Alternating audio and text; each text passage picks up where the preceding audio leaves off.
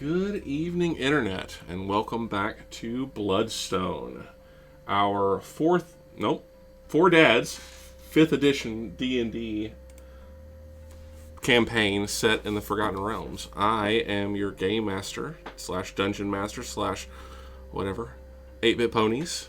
I have with me my friends, all 5 of my, well, I was going to say all 5 of my friends, but all 5 of the cast members for the evening. The Hell dungeon. Yeah. Welcome back, Sprout / Drog. Glad to have you. Thank you. We've been missing Sprout in 2024 thus far, but we're very happy to have him back on the part-time basis, I guess, that we get him. We'll certainly try to make the best of it. Sorry. It's all good. All good. Just a couple announcements for this week. I think this week's streaming schedule is going to be pretty close to standard. Thursday, Friday, Saturday this week, I believe we are good to go for standard League of Legends stream. Next week, however, there will be no streams, no Bloodstone, and no League of Legends streams at all next week. That will be the 26th through the first full weekend of March. I'm just taking the week off. I've got a lot of things going on. A lot of well, quite frankly, non-stream stuff, family-related stuff, things going on outside of the streaming world, and so we're just going to take off the entirety of next week. But we will be back the following week, hopefully with Tuesday Bloodstone, and then following up the coming Thursday, Friday, Saturday with some more League of Legends gameplay. We will try to sneak in a Starfleet Battles Academy stream in there somewhere as well. And this coming Saturday, the 24th, it looks like, we're thinking about doing a Pal World stream. So if Pal World, I know nothing about Pal World, nothing at all, apart from what few things that these guys have told me about within the last few minutes. But it has been requested, and Olives is going to be away this coming Saturday, so we were going to skip our Summoner Saturday stream and do another variety stream, and this week's variety stream is apparently going to be Pal World. So if you're excited about that, I'm sure that I will be as we approach it a little bit closer. Gonna be a good time. Join us this weekend for some Pal World. Gentlemen, anything to add before we get started with tonight's game? Looks like that's a no. So we will, without any further ado or gilding of the lily, we will dive off into tonight's episode of Bloodstone. When last we left our intrepid group of adventurers, the party was over. Eldrick was successfully crowned as His Excellency, the 28th Baron of Morov. Coronation complete. Party devolved from there due to some unexpected and uninvited guests, and culminated in what appears to be a citywide alert. Bells from throughout the city ringing, and bells not normally heard in the golden city of Heliogabalus. Bells signifying some kind of emergency or some kind of alert for the full city. Given that status, and some of the members of some of the attendees of Eldrick's coronation celebration, the party broke up very quickly as the military and the city watch and the wardens of the White Tree quickly commandeered the celebration and used their influence to shuffle everyone of import off to safety while they dealt with whatever this was that triggered the citywide alert. As they are wont to do, several members of the party went and did some investigation of their own. Alanir wound up north of the city in the Farmer's Quarter and found a grisly aftermath scene of some kind of attack at the outskirts or in the marketplace just outside the Baron's Gate, the city walls. As he is returning back to the rest of his companions, the companions are being sheltered beneath Palace Hill at the High Palace in Heliogopolis, where His Majesty King Gareth will be taking up residence in the new capital, the center of power in the Bloodstone Kingdom here in just about 2 months' time. All of the dignitaries and important folk that were in the city for Eldric's celebration were all quickly secreted away beneath the palace under the protection of the Bloodstone military and the Wardens of the White Tree. And the members of Eldric's following, or his adventuring party, were brought to a meeting room to discuss with the Marshal of the Wardens, Marshal Sebastian Killian, what exactly is happening, what exactly is going on within the city. While they were waiting for Marshal Killian to return, new information was brought to them by the Grand Mistress, or the Grand Master of the Order of the Golden Cup. And her name is... Oh no. Her name has escaped me for the moment. Apologies. That is definitely something Lady Fooling. The Grand Master Fooling of the Order of the Golden Cup. Eldric's, I guess, supreme commander of his knightly order. Lady Basra Fooling intimated to Eldric that she had come to Heliogopolis not just to attend his celebration, but to deliver to him new orders. That he and his companions were intended by His Majesty King Gareth to leave the Bloodstone Kingdom within the next few days and travel westward to the city of Mulmaster on the Moonsea to take part in a war council on behalf of the Kingdom of Bloodstone. Exactly what all that means, well, we don't have that information just yet, as while the briefing, or the beginnings of a briefing, was going on, the Marshal Killian returned suddenly and brought an end to the conversation. And that is where we will begin this evening. I do need to ask, before we get started with or before we go any further, Alanir, your expectation, your intention was to follow your party back to the palace, correct? Yes, I think where we left off, I guess I had just arrived at the palace, but I hadn't found anyone yet. Correct.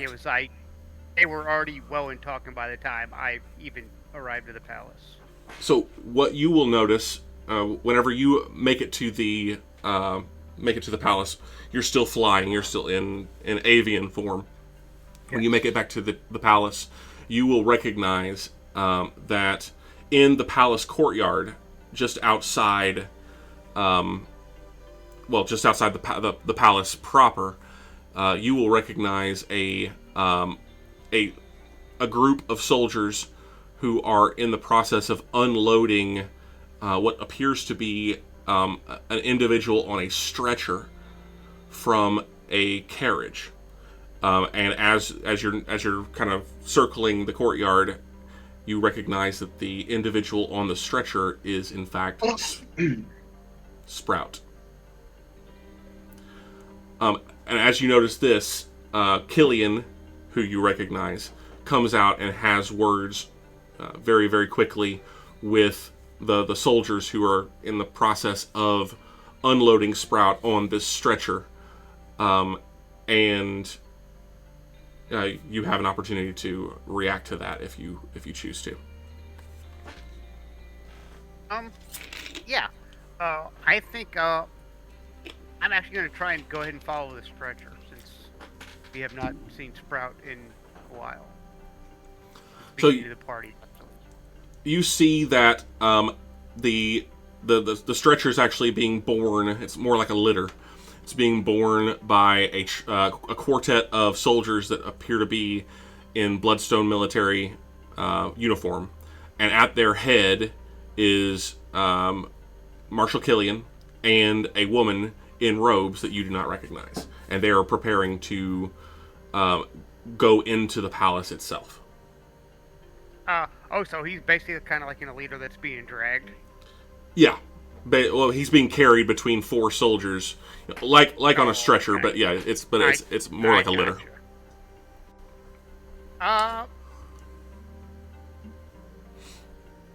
You know what? I'm just gonna go. Obviously, I'm gonna go and it's still in bird form and just land on Sprout and just kind of sit there for the ride. Okay. You notice almost immediately the stench of rot and decay that is heavy about Sprout. And as you land near Sprout, one of the soldiers makes to shoo you off, but the marshal basically bids them to stop. He said, "No, this is a friend. Do not interfere." You looking at Sprout, he looks rough. He looks very thin, emaciated even. His eyes are open, and he appears to be conscious, but he doesn't appear to be seeing anything. And he appears very, very weak. Or maybe I see everything. Moments later, you guys are led into a you are led with the marshal into a small, what looks like meeting room, and Alanir, you recognize after a moment that the room is actually full of your companions. Eldrick is here, thoros'l is here, Mykaria is here, Basra Fooling is here, and there appears to be some conversation going that almost immediately cuts off whenever you guys walk into the room. And Madeline Oakes is here. And Madeline Oakes appears to be unconscious and is on a divan, a small couch. And there's a handful of other what look to be soldiers who very quickly start making their way toward the door.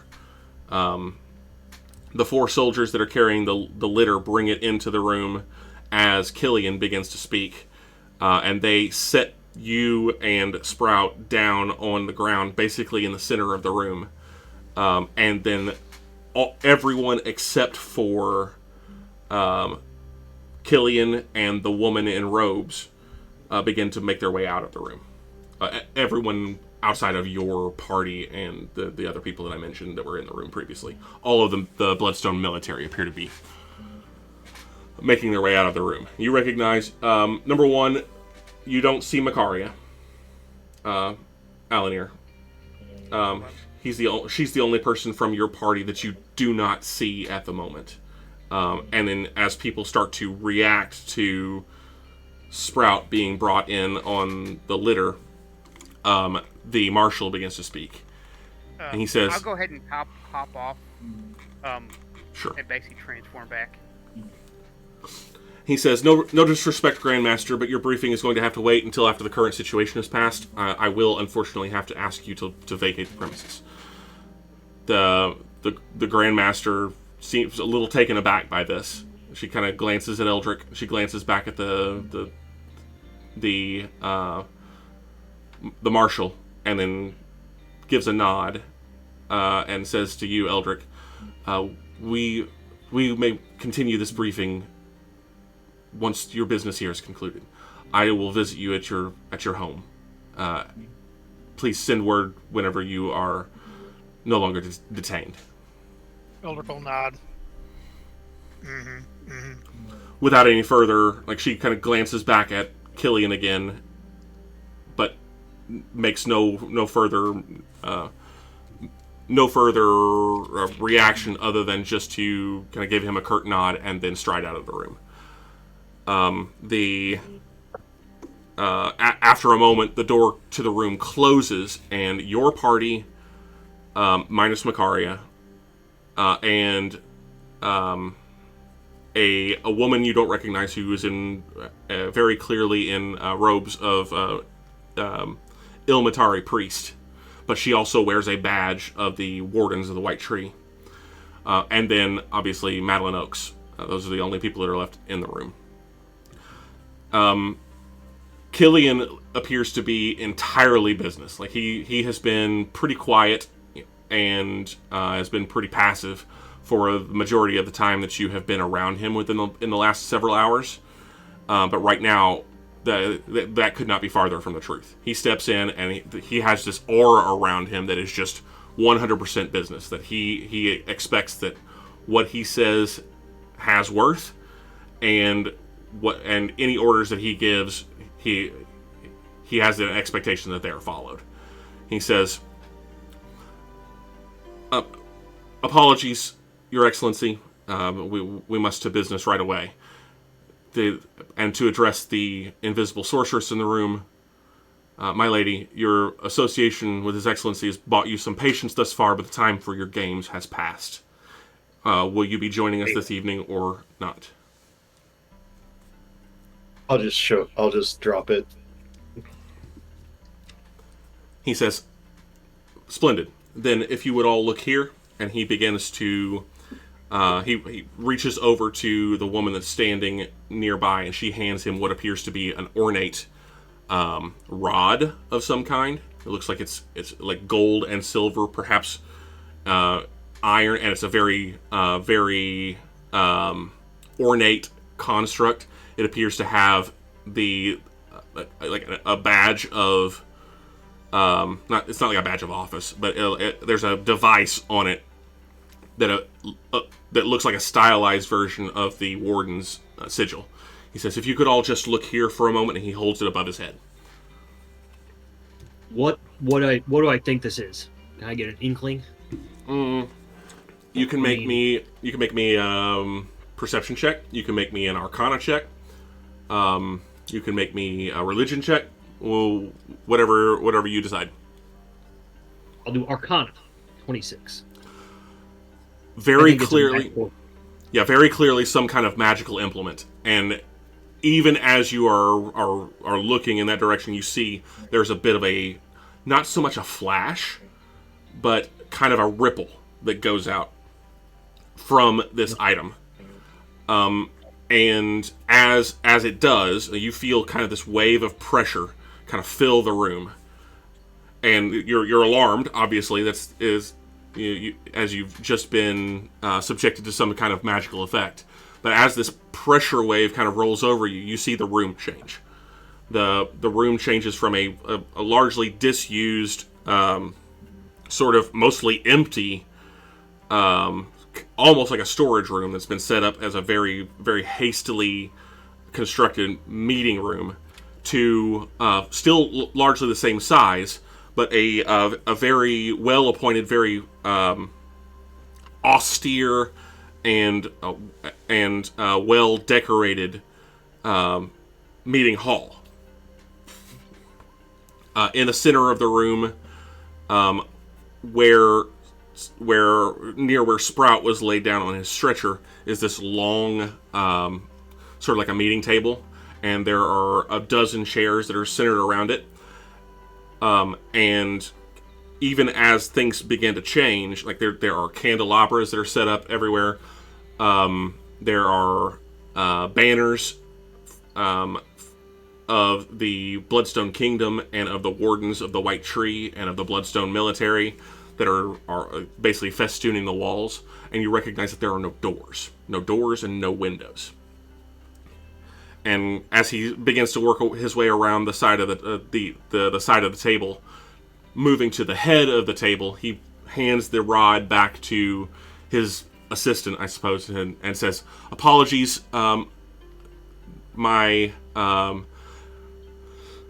apologies for the rapid nature of our departure. It is imperative that you are all brought to the relative privacy and safety of this location as soon as possible, so that now we may speak. glancing around the room, you recognize Mycaria is not here. Neither is Madeline Oakes. There are the five of you, Killian, and the woman in robes, and that is it. The seven of you are the only ones that appear to have made the transition into this new location. Rotho's much more tense now that he's been subjected to this magic without his consent or knowledge of what it was going on. So he's not making any hiding. He's not hiding it at all either. He's very tense, not happy. Again, my apologies. There are protocols that must be followed in situations like this.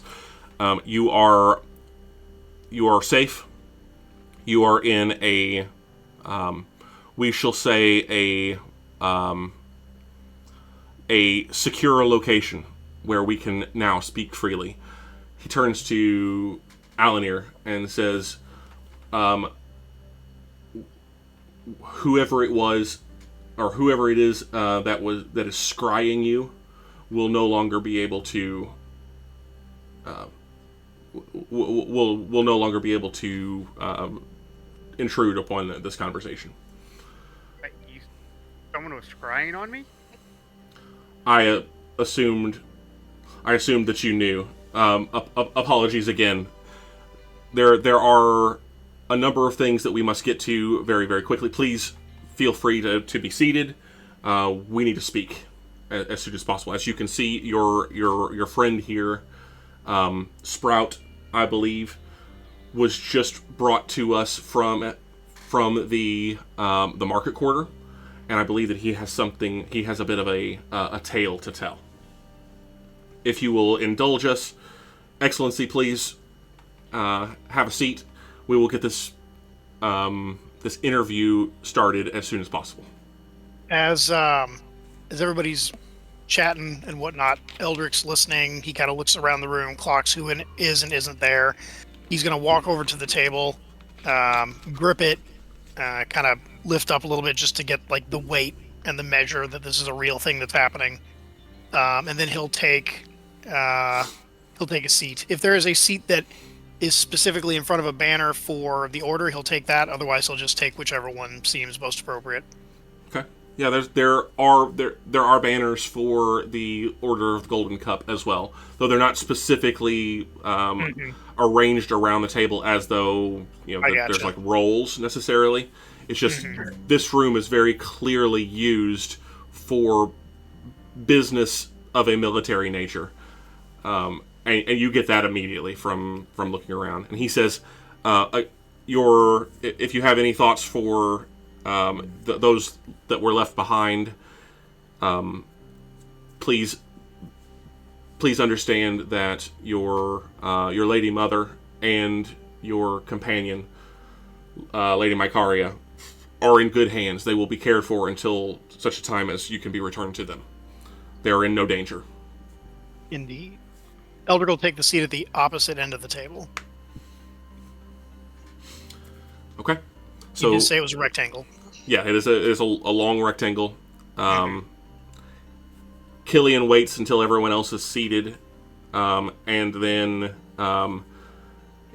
actually gestures for his lady companion to come with him, and they bring the stretcher up off of the floor and put it on the corner of the table so that Sprout is in a sight of everyone else. And now you guys are all seeing this as well. Sprout's a big guy. He's easily 7 foot tall, probably close to 500 pounds, if not more. He's a big, burly humanoid fellow, normally. Sprout does not look that way now. He is, like I said before, he's very emaciated, very, very thin. His clothing and his armor appears to have mostly threadbare and not specifically rotten, but very, very well worn. More so than the last time that you saw him. He's actually still in clothing, his clothing from the party earlier, his costume, if you will. which was brand new, and it looks as though maybe his clothing is has aged significantly, years. He looks like skin and bones. His any musculature that he had, his clothes appear to just hang off of him. What clothing still remains. His beard just looks scraggly and grayed, even more so than usual. His cheeks are sunken. His eyes are set far back in his skull. He just looks like he's been through hell.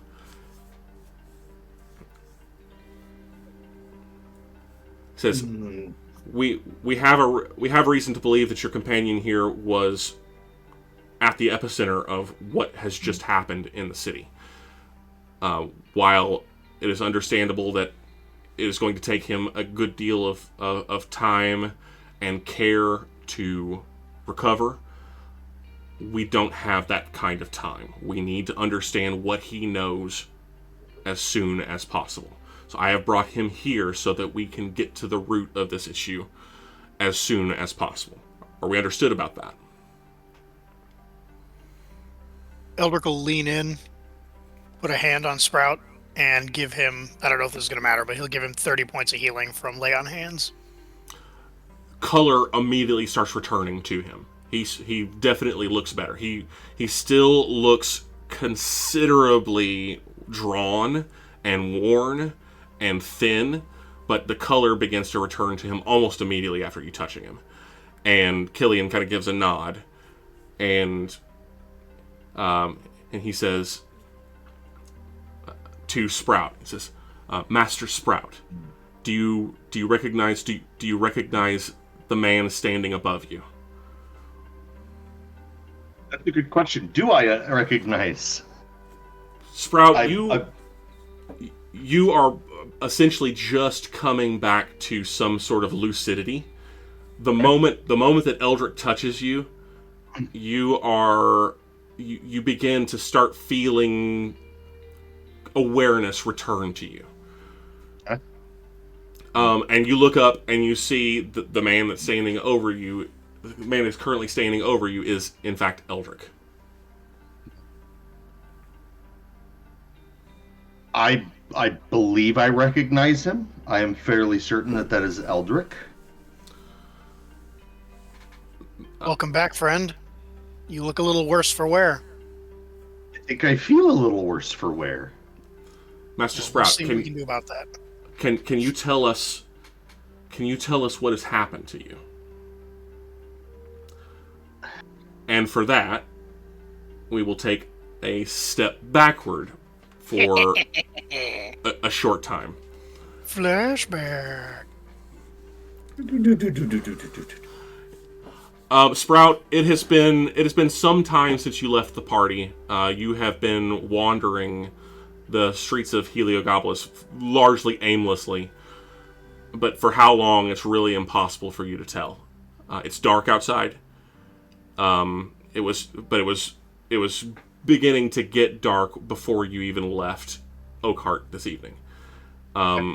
You've been in a little bit of a fog for, well, again, it's impossible for you to tell exactly how long it has been.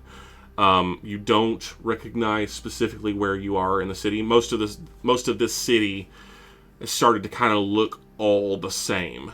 And looking up at the sky is no help either. Clouds are the sky is overcast, and the clouds above really only reflect the lights from below. There's no moon or stars or anything visible beyond what, to your mind, is an oppressive, swirling canopy above. You know you're around people. You know you've been kind of wading through crowds. There are just crowds everywhere in this city. No matter where you go in this city, no matter how far you've wandered, and no matter what time of day. Correct? It is nighttime. But that doesn't really seem to matter in this city. No matter where you go, you're always shoulder to shoulder with people.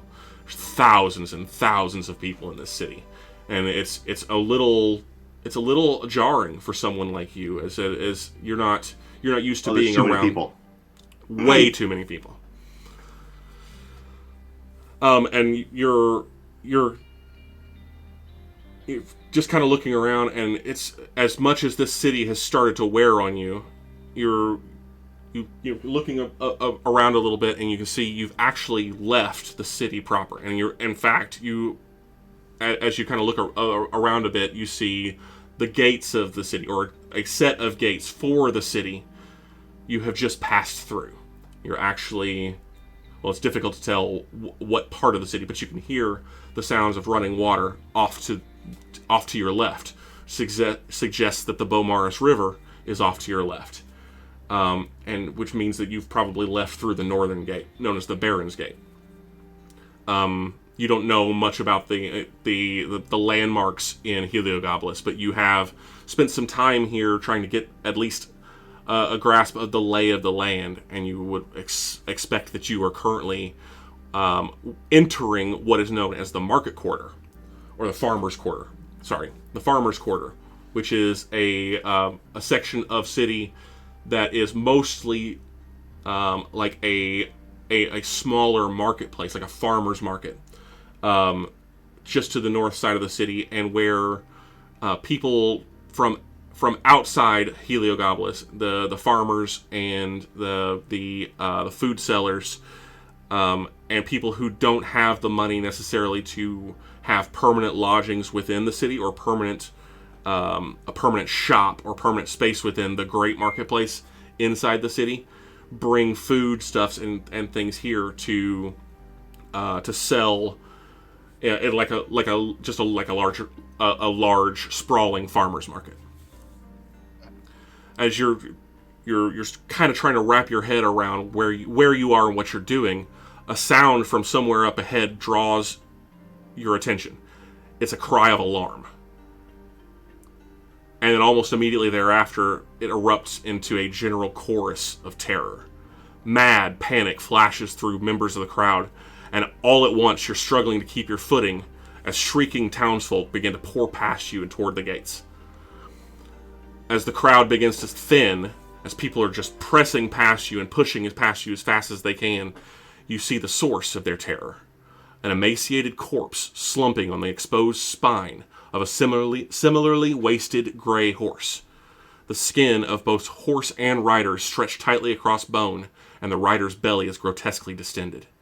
Both look like they should be dead after years of starvation, and yet they stand, silently observing the unfolding chaos around them. The horse's head sags weakly toward the ground, but the rider, dressed in remnants of plate armor, ancient plate armor, beneath a fraying robe that looks like a burial shroud, watches the fleeing throng with malevolent glee. Tendrils of a faintly glowing bluish mist radiate in great spiral arms out from the rider, and where the mist touches, you notice the stalls surrounding the monster begin to crack and crumble. Fruit in stalls withers as you watch, and once fresh meat shrivels and blackens in seconds.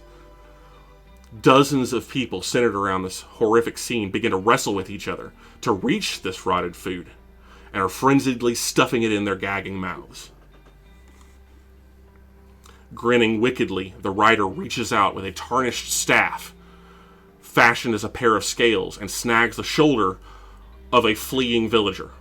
The victim begins to shriek as it is hauled up onto the saddle, its legs kicking wildly. At first you think it's a child. It's small and its cries are high-pitched, but then you realize with horror that you recognize the captive. It's a halfling.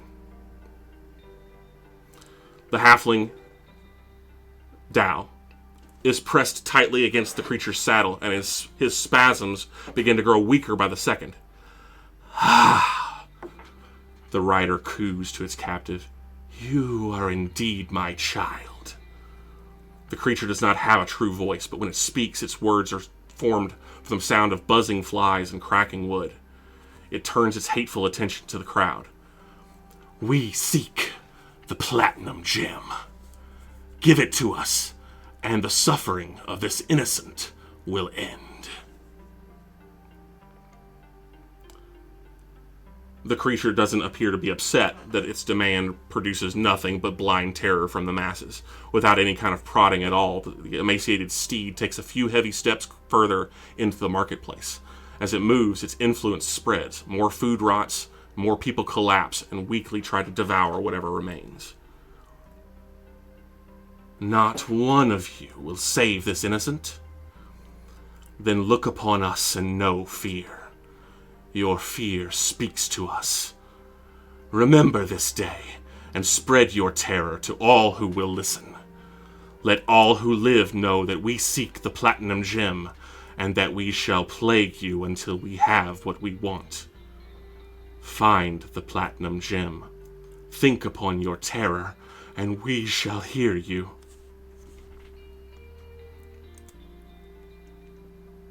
The withered horror glances at its limp victim folded over its saddle, and then glares down at you from its high perch. I need you to make me a saving throw. Constitution saving throw. Sprout.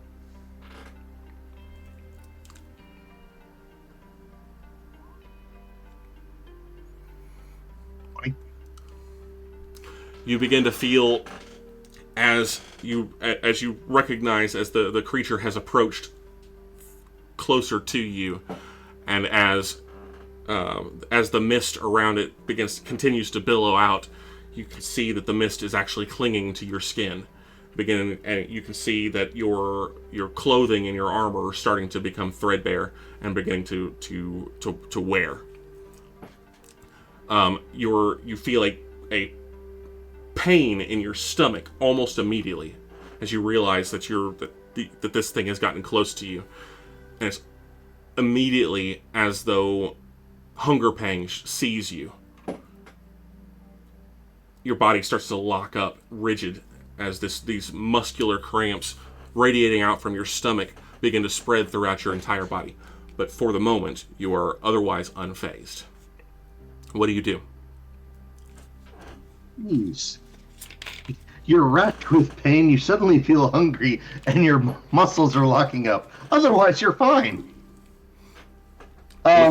Looking around, you can still see that there's just clumps of what appear to be normal humans, elves, dwarves, halflings, townsfolk, who are still fighting with each other, just clustered around this creature on the ground, fighting with each other very weakly to try to grab whatever rotting food they can and shove it into their mouths.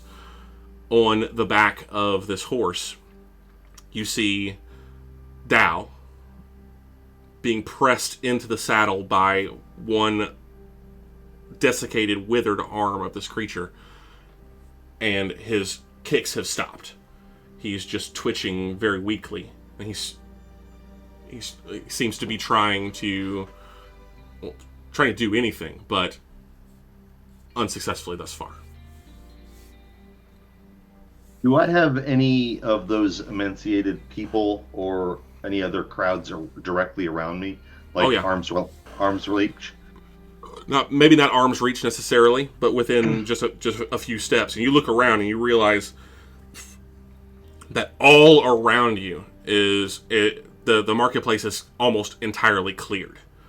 You see these rotting stalls, the splintering stalls, the rotting food all around.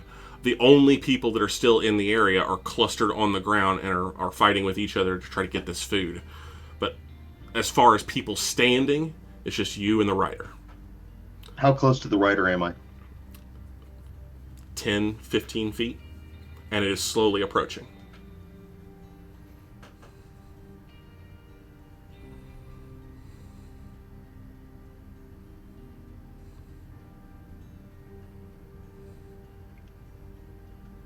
I'm gonna pull out my sword. Okay. And then I am going to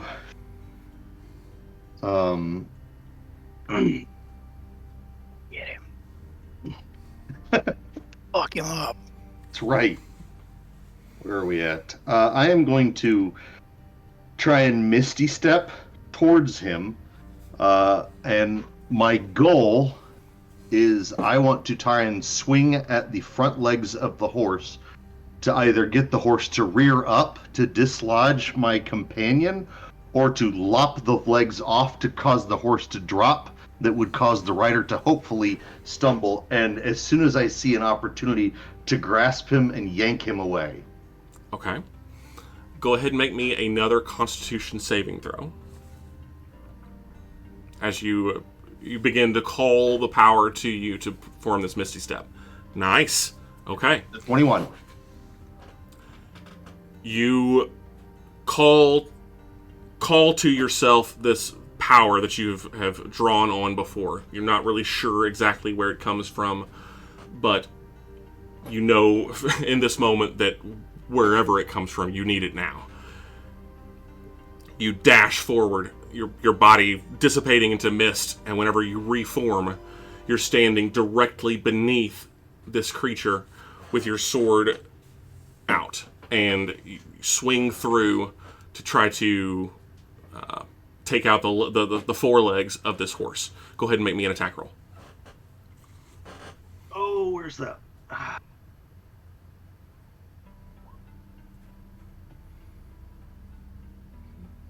Did I do that right? That is a 22. Yeah, that connects. So go ahead and is that the secondary there? Is that rolling damage? Yep. Got it. All right. So then you swing through as you come back to being. You swing through, and your blade. You feel your blade pass directly through the forelegs of the horse, as though it is not even standing there. You expect that it's going to bite into bone or flesh or something, and it just continues on through. You turn in almost in a full circle with the strength of the blow, and you continue through. Your blade never striking anything, or at least not anything substantial. The mist continues to billow out from this thing, and I need you to make another Constitution saving throw. Good golly. That's a natural 20. That's a natural 20. So Oh my god, rolls. The muscle Nice. the muscle spasms at this point in time have become violent. You're very, very focused on holding on to your sword and attempting to keep your grip on it, but your hands have begun to shake, and the pain in your stomach now is undeniable. You feel more than you hear a kind of a tearing sound as parts of your armor have started to come apart and are falling off of you and onto the ground. And looking down at your body, you can see your skin has gone almost entirely translucent. You can see your bones as your skin begins to draw up around your bone and your musculature, and you're physically withering in front of your own eyes. It's a problem. The creature frowns down at you, its skin crinkling like parchment. You are bold to oppose us, but all mortals come to us in time. Without any other flourish, it releases its hold on Dal, and the lifeless bundle of dry bones that was once a halfling falls down on top of you. Just clatters down over the top of you. You begin to hear the sound of bells pealing in the distance. The near distance. One first, and then another. And then another. The unholy horseman tugs at the reins of its lifeless steed, and together they turn away as you begin to sink to the ground. Sprout. The creature takes a few steps and then halts at the edge of the marketplace. It does not turn to address what remains of the crowd, but you hear the sound of buzzing flies offering a farewell. Remember that we are never far away. With that, the abomination begins to gallop out of sight with surprising speed and power, the echoes of its hooves hanging over the market even after it's gone. And the bells continue and begin to get louder. You can begin to see spots at the edges of your vision, Sprout, and this hunger strikes you. This feeling, this pain in the pit of your stomach needs you to make one last Constitution saving throw. 15. The hunger is just it becomes too much. You sink down to your knees. The desiccated remains of Dal Makito kind of clattering down around you. Your muscles are tenser and tighten, and you find yourself lying on your side. Your arm reaches out with great effort, with great difficulty, reaching for something, anything. You grab a hold of something that squishes slightly at your touch and bring it closer and begin to shove it into your mouth. You realize that you're gnawing, well, perhaps on what remains of a friend. And as this That's just kind of awkward. realization strikes you and horror takes over you, you pass out. The sound of bells still pealing all around you. So much for sleeping tonight. Sounds like that might be all you're doing tonight. Sprout might be. Oh, I'll wow, be yeah, not. that's true. We will come forward again as Sprout has the opportunity to complete his tale. What he has experienced, what he has witnessed within the last little bit. And there's silence that kind of falls over the room as Sprout completes his story.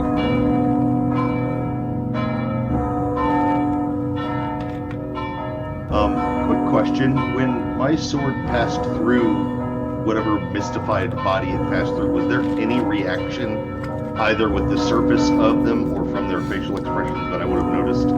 You felt that you struck something. You did actually hit it.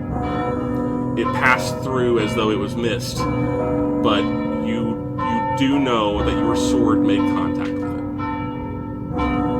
Whether that meant anything in the grand calculus of the encounter or not, you can't say for certain. But you did feel just that momentary, temporary resistance as you swung through the thing, as though there was a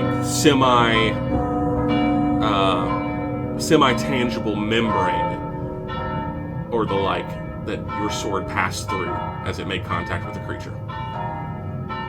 You hit it. You definitely hit it. Okay.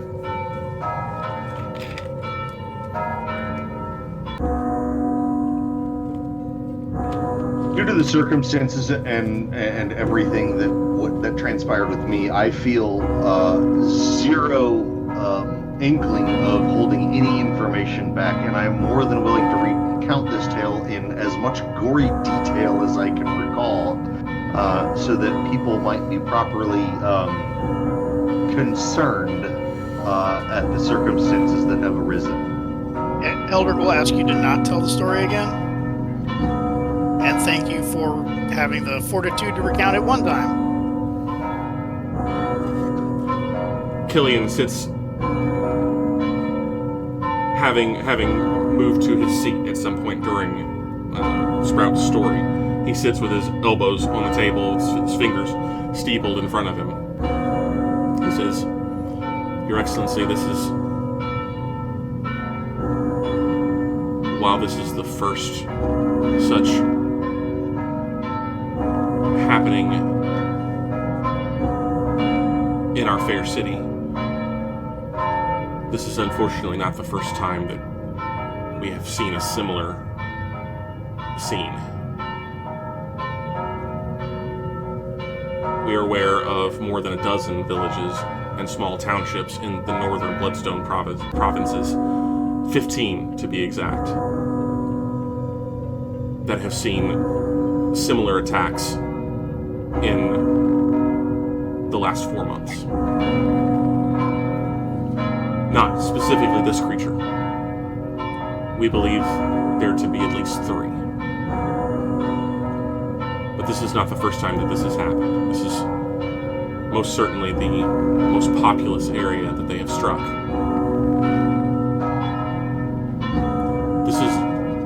open secret within the Bloodstone military.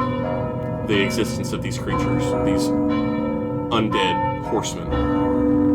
This is what the people speak of when they speak of the troubles in Morov, I assume. Morov, Brandiar, Arcata, and Sarabia. Yes. Is this the first time that we had someone to question? No. Was the platinum gem, was it? Mentioned last time? That appears to be the one constant. That whatever it is that whatever their true motives, they claim to seek the platinum gem. I must ask you, Excellency, have you any information on this? Are you familiar? Do you have any familiarity with these attacks beyond what you have heard in the city? Out of character for a second. I think I know things that Eldrick doesn't. I'm pretty sure the answer to that question is no, yeah? Although, does the description that Sprout gives for the armored figure match the being that we met in Vasa? In as much as it was a horseman, yes, but otherwise, not. I mean, there's some parallels perhaps that you could draw an armored figure on a horse. Ancient armor on a horse. It does evoke previous experiences of yours, but not specifically this sort of attack. All right, then when Sebastian asks this question, Eldrick will say, I'm unsure that it's related. When thoros'l and I were in the town was called Ostriv, right? Correct. We're in Ostriv investigating missing children. To get them back, we had to travel towards Vasa, and we were met with a figure of a loosely similar description, a horseman on a wretched steed in ancient-looking skull-encrusted armor. He nods. Says, I have read your report on that encounter, and I have drawn similar conclusions that while there are elements of the story that are similar, and while it would be difficult to dismiss a correlation entirely, it doesn't appear to match the specifics. While we have yet to see an attack from this specific creature, similar scenes have played out across the northern provinces of Bloodstone over months. Most suggest that a horseman of clearly undead nature arrives, demands a platinum gem, and through some sort of aura or effect that can reach people without touching them,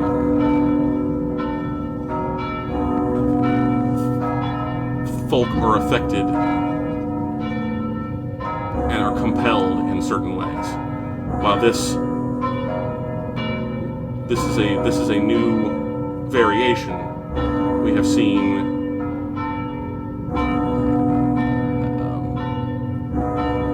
wildly pronounced symptoms of illnesses and unconscionable rage as symptoms of these creatures passing.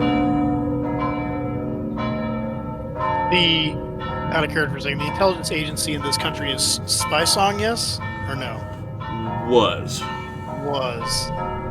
You happen to be aware that the remaining leaders of Spy Song, those of you have known to be the leadership of Spy Song, have recently been revealed to be gone. All dead in mysterious ways, right? Yeah. Correct. Don't need a new spy network. Well, that one couldn't even get people passports, so I don't know that I would call it that much of a spy network. It was a safety thing at that time. What do we know about the Platinum Gem? thoros'l will speak up.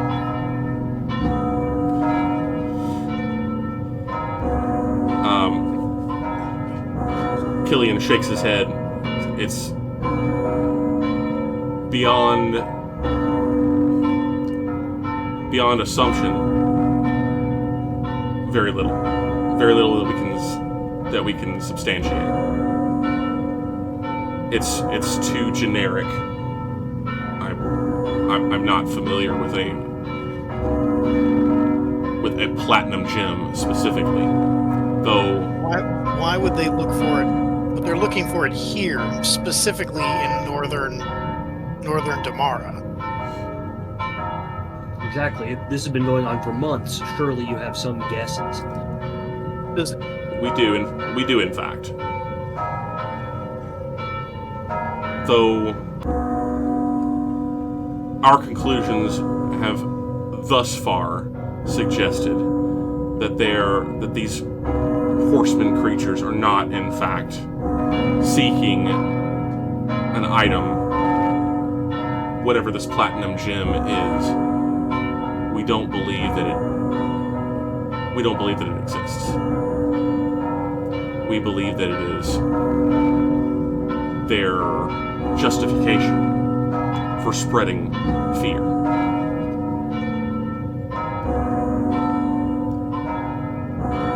We think that they are attempting to sow and foment terror throughout the Bloodstone Kingdom, and that the Platinum Gem is simply something that they can give to the populace to hold on to, an outward manifestation of their goal.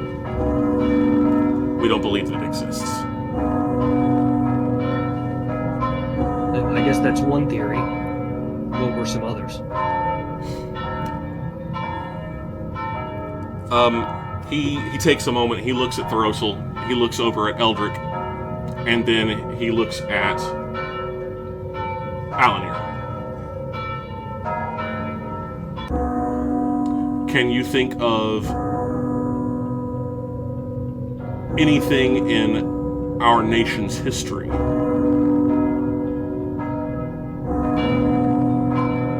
that a creature like this might be drawing on?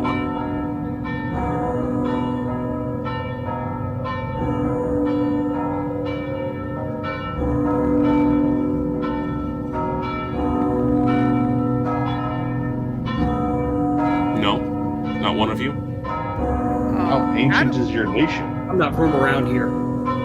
I assumed you would have more ideas, though. I mean, we just heard about this. You've been doing this for months. Surely you've got some more ideas. Hold on, I don't care. No tear. Out of character real quick. Mm-hmm. How much does Alanir know about the beginnings of White Tree?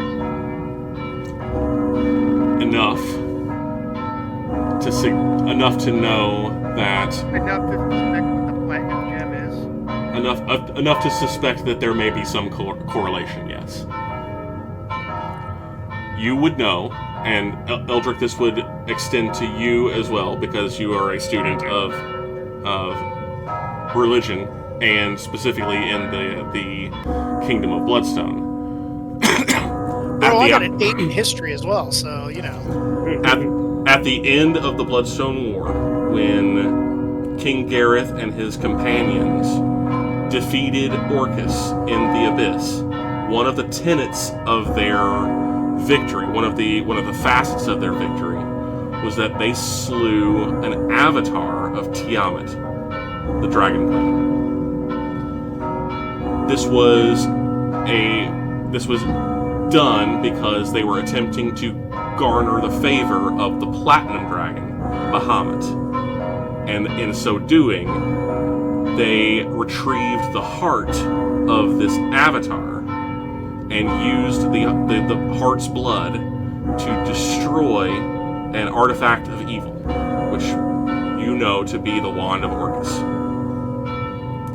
When that happened, what was left behind was a crystal gem that came to be known as the Tree Gem. It was gifted to Gareth by Bahamut, the Platinum Dragon, and planted in the soil in Bloodstone Valley and became the White Tree.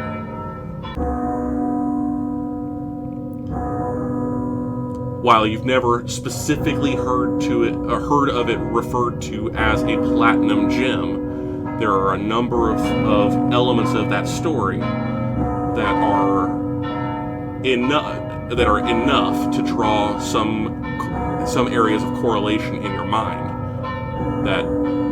that may in fact be what is being referred to.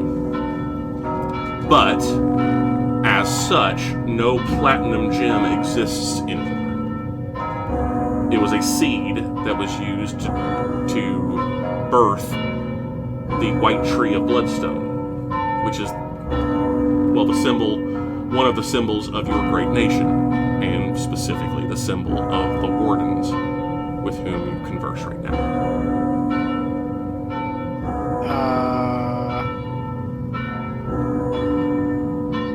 So Eldrick will lay that out if somebody hasn't already.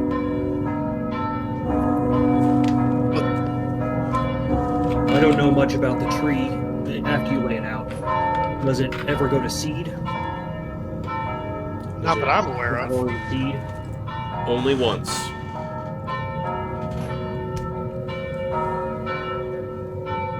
Well, then, if they're referring to anything, if there's any reason for them to know that the original gem no longer, they may not even know the original gem doesn't exist. Well, only once. When? When was this? What was the circumstances around this? Flowering and seeding. Not the tree itself has never borne fruit or seed. It did allow one time for a cutting to be removed and replanted outside of the grove in Bloodstone Valley. His Excellency likely knows more. I do. Eldrick will look quizzical. You do. Eldrick's gonna look directly at Alanir. We're talking about trees. He's looking at Alanir. I'm looking at Simrith. Lots of tree stuff going on here. Because that cutting is now growing in Oakheart Manor.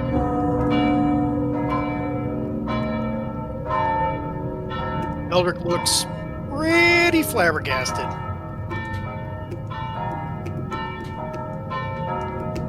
How long ago was this that it was moved here or planted there?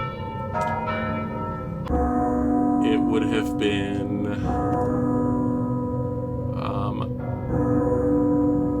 less than a year after the tree was planted in Bloodstone. Eldrick, you would have been 6 years old. So 12 years ago-ish? Yeah, that sounds about right. Thereabouts. That certainly totally doesn't correspond with another traumatic event in my life at all, does it? It could Which also- possibly. Yeah, which also, yeah, hold on a second here. I'm taking some notes. Jesus Christ. Eldrick is the platinum gem. No, fuck that noise. I'm the Platinum Dragon. Yeah, right. Yeah, you wish. Oh, okay. Interesting.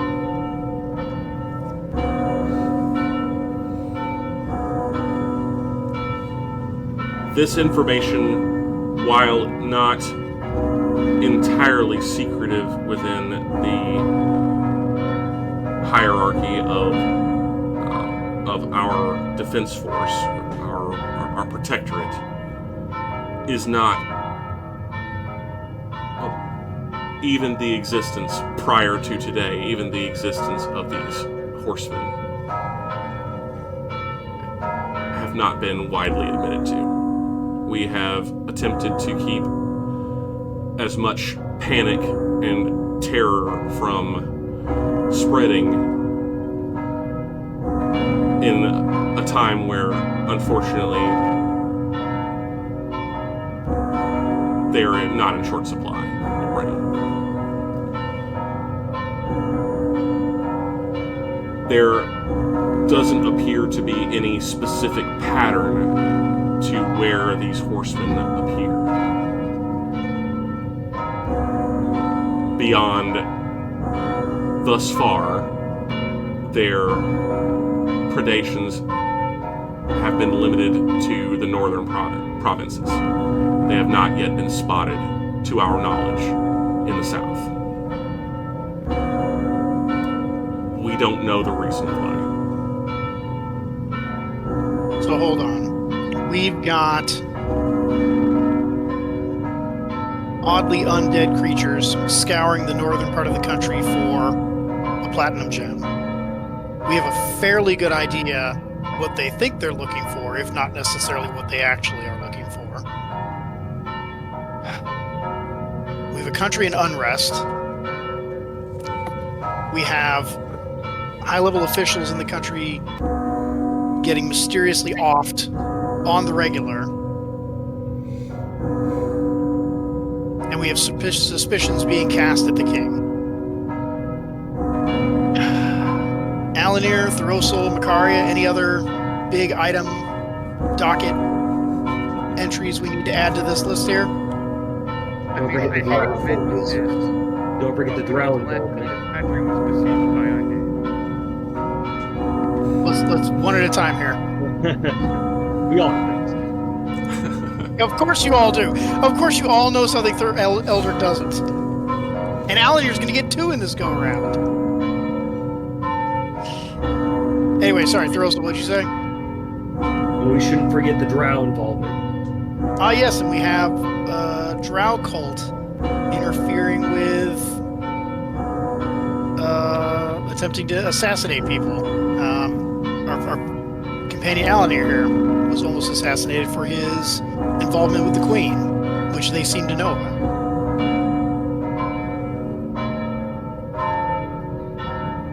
Not to mention, you also have 1 or 2 very powerful wizards just running around your manor earlier today.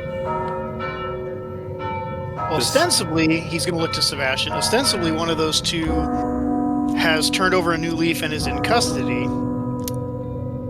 At that mention, Eldrick's going to put his hand into his armor and check that the stones are still there. Kind of like a certain hobbit checking for a ring in his pocket. You still feel 1 stone. I still feel 1 stone. And then another. Okay, there we go. And it's a murdered soul. patient. The Yeah. heel died right there. I was waiting for him to be like, you feel 2 potatoes.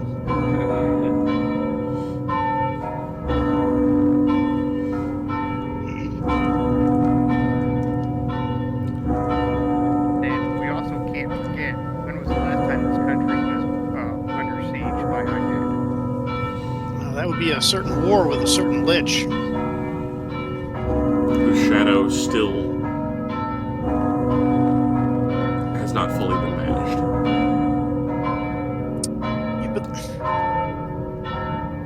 that's odd. He Because- glances over at Macaria for a moment. Macaria wasn't there. Oh, Macaria is there. My Caria is not there. The clone. You need to come up with better names. Yeah, I also was like, really? I'm totally spelling these all wrong.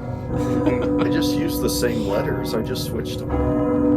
Oh, I That did not doesn't use the help same me. letter. I absolutely put MY every time I put my car in to make life super easy.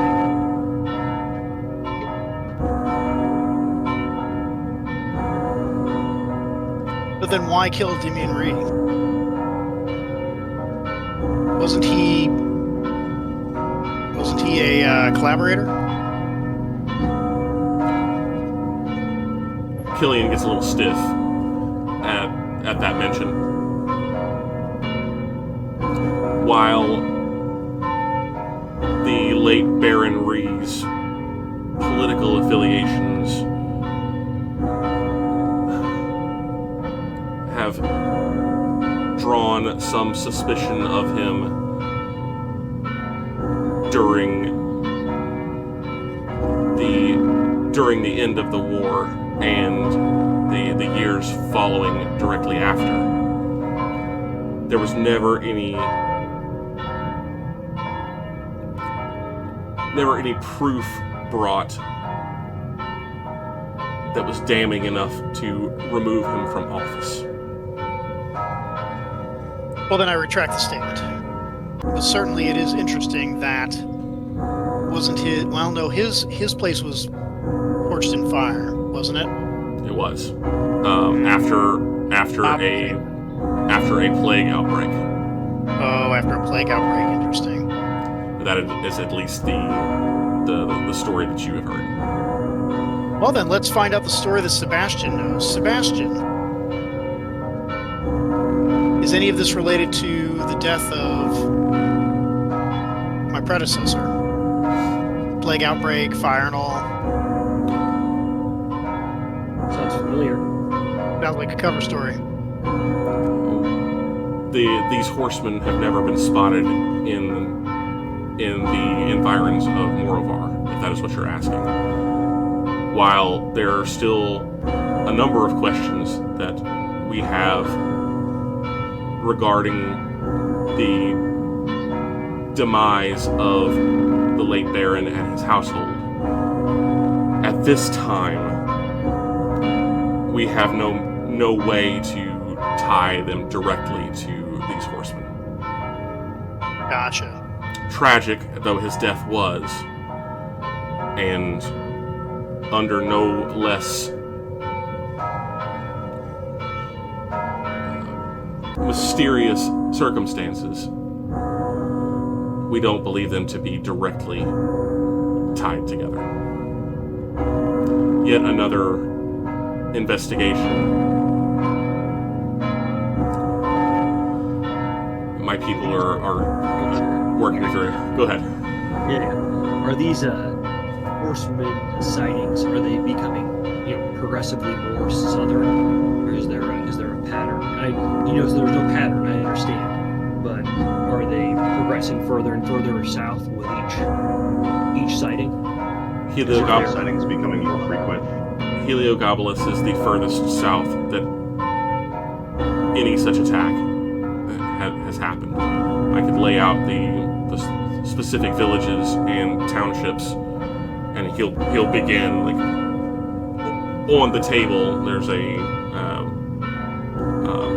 large depiction of the Bloodstone Kingdom. He said I can lay out specific locations, and they appear to be very remote, very scattered. And thus far, fairly equally placed throughout the northern provinces. So, real quick, I'll switch over to... do I have... I don't know if I actually have a just Bloodstone Kingdom map available at the moment, and I don't. Is he considering where he places these? Is he considering Vasa as part of the Bloodstone Kingdom, or is he starting south of Vasa? It is. Everything is south of the mountains thus far. Okay. Because they were annexing Vasa, right? Last we checked. Vasa is a part of the Bloodstone Kingdom, that's correct. There are two provinces. Vasa is equally split between two separate provinces in what is now the Bloodstone Kingdom. So, but he's specifically putting these in the Damara region. Correct. All of these attacks have happened within what was once Damara. So we haven't gotten any. Do we have any? Were there any sightings in Vasa before they came to Damara? Or do we know? Vasa is considerably less populated, and it still takes a great deal of time for word to get from Vasa to the rest of the kingdom. It is possible that they have been sighted there, and we just have not received those reports.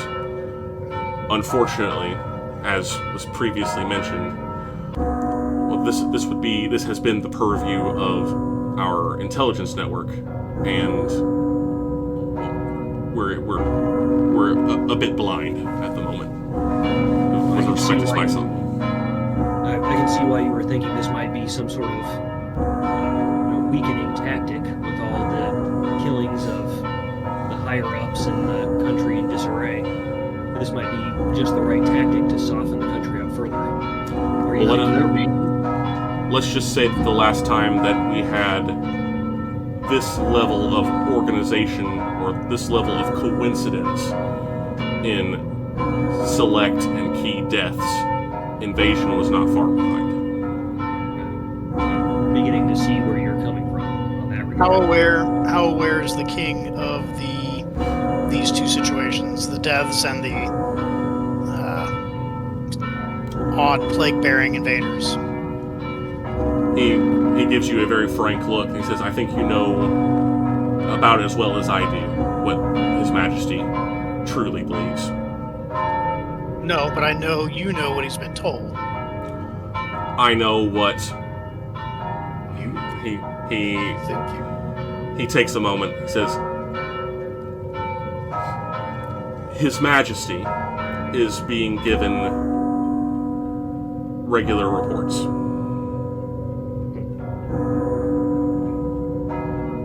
Questions? Oracle's audible scoff at that. 2 questions. Have there been any other close encounter survivors before? Several. Okay. 2. Go ahead. Go ahead.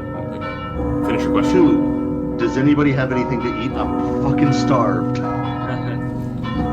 I'm wasting away here. You will be brought food.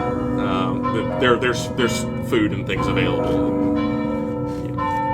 And the assistant, the woman in robes, very quickly makes to, upon your request, very quickly makes to bring you a fairly large sized portion of everything that is available. What does the woman in robes look like?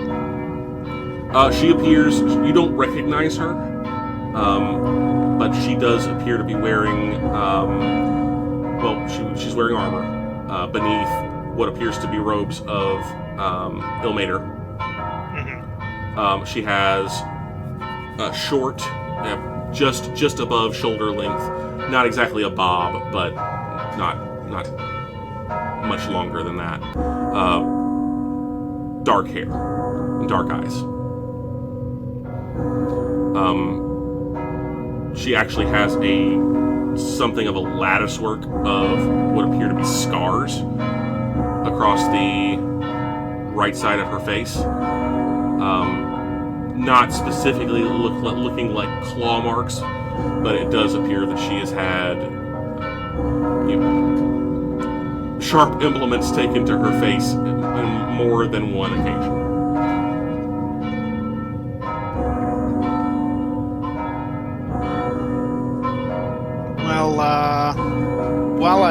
While Eldrick looks like he is just pondering things, he's going to use Divine Sense to determine if there are any undead or celestials or demons or any such things in his 60-foot vicinity.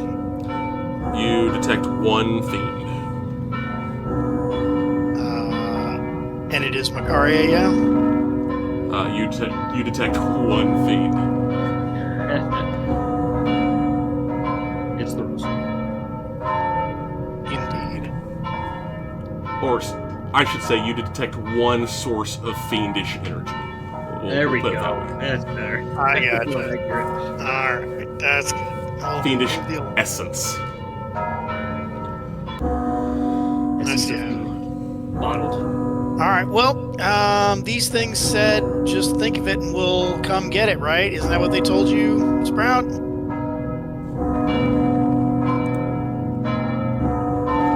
Sure. Find the platinum gem. You hear the words echoing in your mind, Sprout. Find the platinum gem. Think upon your terror, and we shall hear you.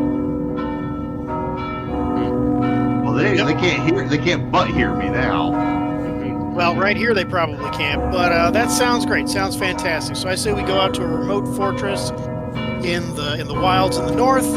We set a trap. We think of our horrible terror, and then we smite the living heck out of these guys when they come to get the platinum gem. Excellency, there's more, unfortunately, that is required of you at this time. Yes, I do. I assume you're talking about the head of my orders instructions that I was given. Yes. His shoulders kind of slump at that a little bit. He says, I am aware of the briefing that you were to receive, yes, but no. While it is related, the primary, while we within the Wardens are happy to provide information to you as is deemed necessary in the spirit of cooperation between the Order and the Wardens for the betterment of the kingdom as a whole. This interview was not intended entirely as us providing information to you. Sure, you got questions. Fire away. I have read a number of reports submitted by you through the military as to your exploits. I have read a number of anecdotes and speculation on your travels these past 6 months. But I need to know, beyond reservation, what it is exactly that you are doing and what it is that you have been doing for the past 6 months within and on behalf of the Kingdom of Bloodstone. To include the 2 artifacts that you currently carry, their nature, and your intentions with them. Absolutely. Well, you've read all the reports. The reports are predominantly accurate, barring the information that I was asked not to include in them by 2 separate nations of this continent. In Ostriv, we found a rock that gave the wielder, who seemed to only be able to be myself at the time, for apparently others that touched it tended to explode, gave the wielder the ability to command, as far as we could tell, anyone. That item was traded for the lives of all the children of Ostriv, as we had no idea how significant such a thing was at the time. He holds up a hand for a moment. This, I recall the reports from the former Grandmaster of your order and several individuals involved in that decision. I should remind you, Excellency, that you are not on trial here. This is simply a sharing of information. Absolutely. Just a real upfront guy like that. So, various other escapades occurred, which you're familiar with, that we don't need to go into details with. But throughout those travels, we have found we encountered information about another such stone in Impilter that was stolen by someone who looked exactly like me, which is why I was arrested in Impilter and had to go before the Knights of Imphris, whatever version they're on now, and plead my innocence. That one apparently gave the bearer the ability to read thoughts and drove a certain paladin insane. If I remember correctly, they said those that touched that one that were not paladins died, if I'm remembering correctly. So now we've got one that allows you to command and causes people to explode. And we've got one that allows you to read minds and causes people to die. I believe there was another one under Celigant, but I don't exactly remember what that one did. We were able to wrestle that away from a mind flare before it was stolen by, we suspect, the same being that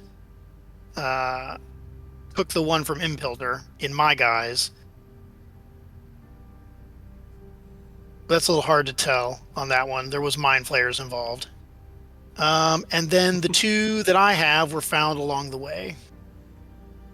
One in a, I'm not even sure what to call it, prison of some sort that the mind flayers were using to invade the area under Celigant. And we took that from I believe it was some sort of angelic being that was attempting to murder us.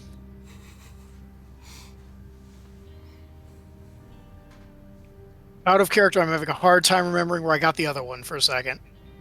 The second one you recently picked up in Merimedra. Oh, that's right. And the one that we currently have, I can't believe I forgot that one. It's the one that's most in memory. And the current one that I have, we found in Merimedra, where we wrestled it away from a dark god whose name currently escapes me. Curonsly, who we had to banish back to her plane. Bitterly. Who we had to battle and banish back to her plane. That's what I carry. We suspect these things to be... actually, we don't suspect. We know these things to be massively evil. Massively deadly.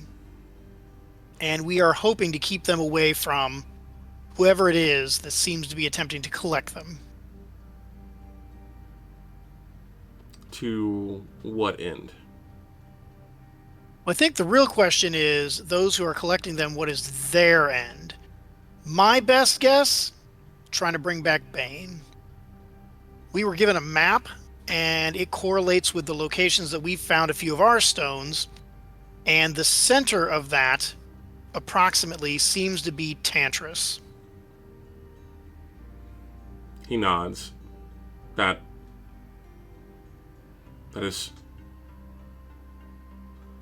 would only make sense. If he seems to be doing some kind of calculations in his head, and he kind of stares at you, but you can tell he's not really looking at you. He's kind of looking through or past you. His eyes are distant.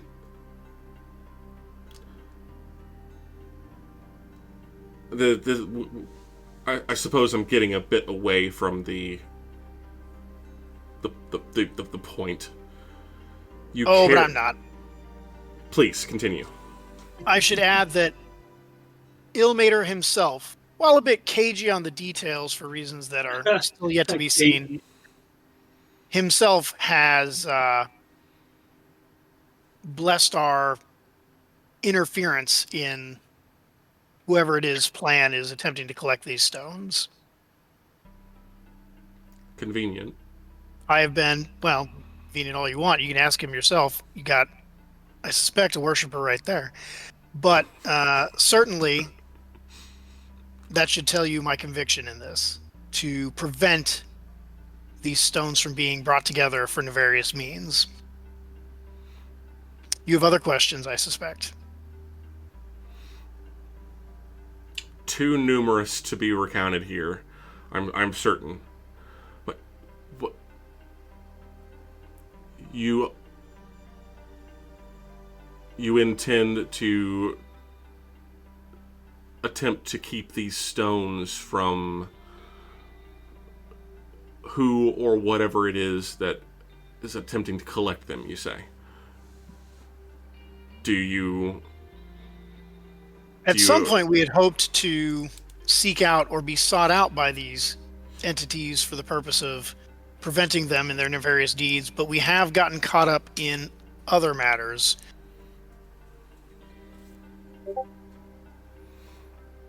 Which seem more pressing. And those would be? The desolation of my country, the question about the deaths of the rulership in it. As long as I have these two stones, I'm not worried anybody's putting them together. They've got to come to me, or us in this case. These problems, however, affect the livelihoods of hundreds of thousands of people as well. And who do you imagine? Who do you imagine is coming? That would be the part that I really wish Ilmater would tell me about, but have gotten incredibly cagey information on. I suspect there's at least one player who is an evil wizard. I believe his name is Nethril. And I believe potentially a separate entity would be the being that we met in Vasa in the ancient armor.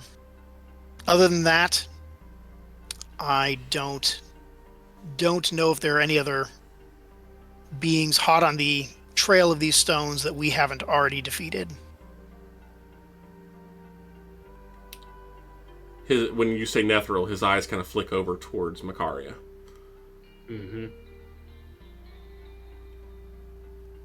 Is there anything that you would care to add, Lady Makaria? Should be aware that she's the one who warned us about Nethril. Otherwise, we'd still think that 3 separate other entities were tracking us down.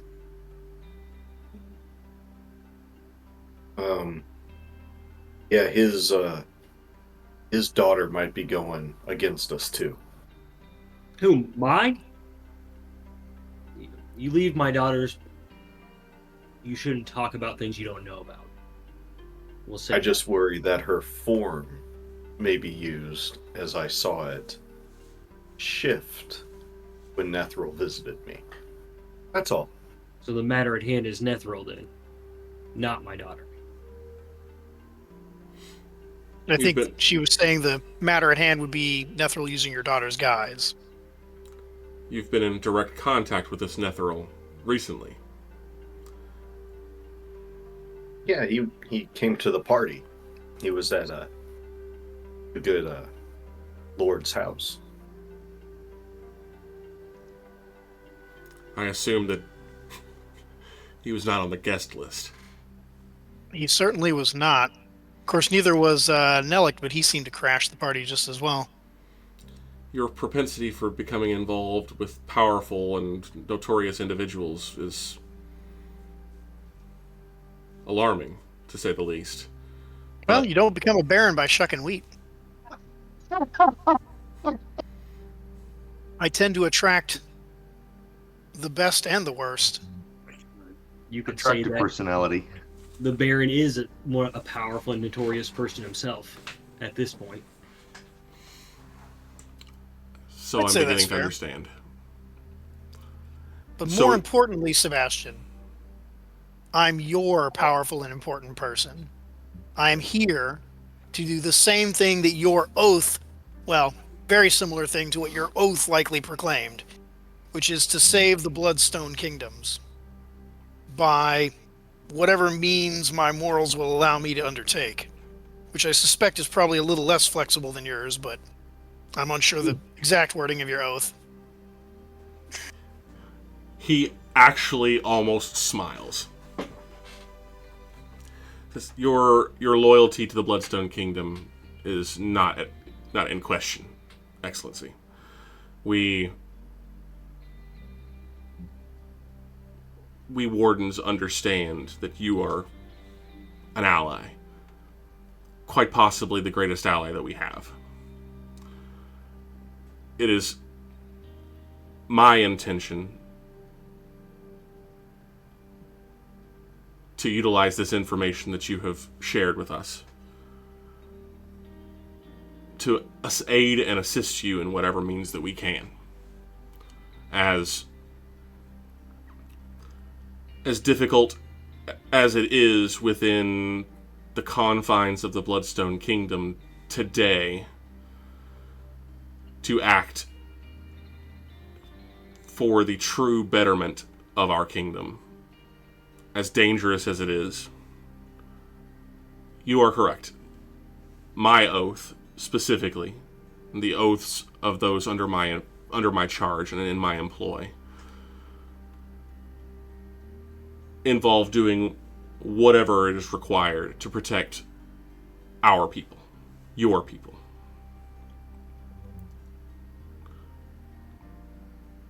Fate makes strange bedfellows.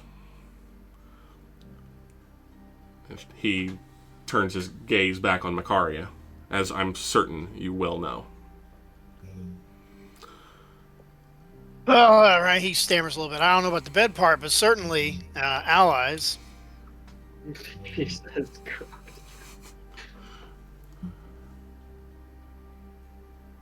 You have been you've been forthcoming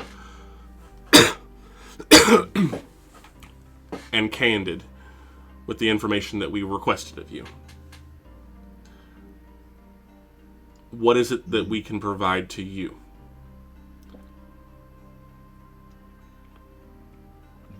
Doubt has been cast on the king. Should I take heed of that doubt? It has been insinuated to me that I brought the wrong person back. We believe His Majesty King Gareth is beyond reproach. The thing currently masquerading in his guise, less so. We will do as we have continued to do, or we will do as we have done from the beginning, and continue to limit the amount of damage that it can do. And why don't we... For matters that I'm certain you understand, we cannot, at this time, move against it openly, as, unfortunately, those that were most primary in the investigation of that particular mystery have unfortunately left us with more questions than answers. And even more unfortunately, are no longer with us. Much of our efforts have been stymied, and until your return and the revelations brought to us by your companion, he turns to Alanir, my office had very little understanding of how truly screwed, how truly fraught this situation is. What do we actually know about these deaths? Who could even get close enough to kill these people?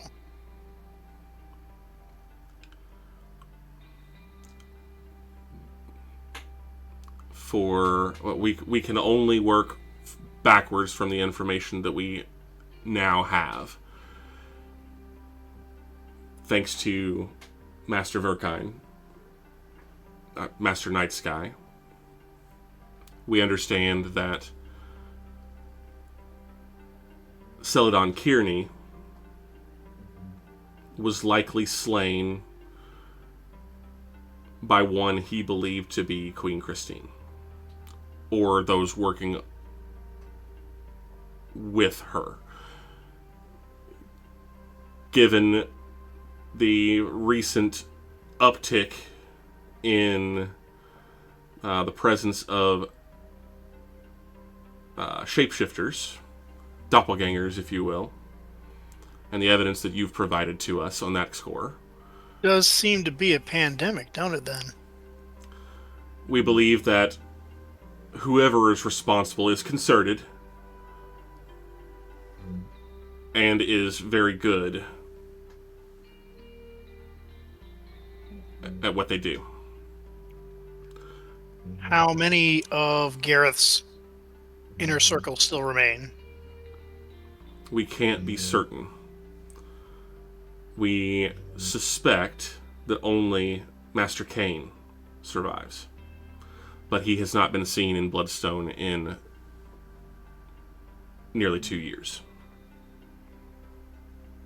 Him and the Queen, right? Of course, Her Majesty notwithstanding.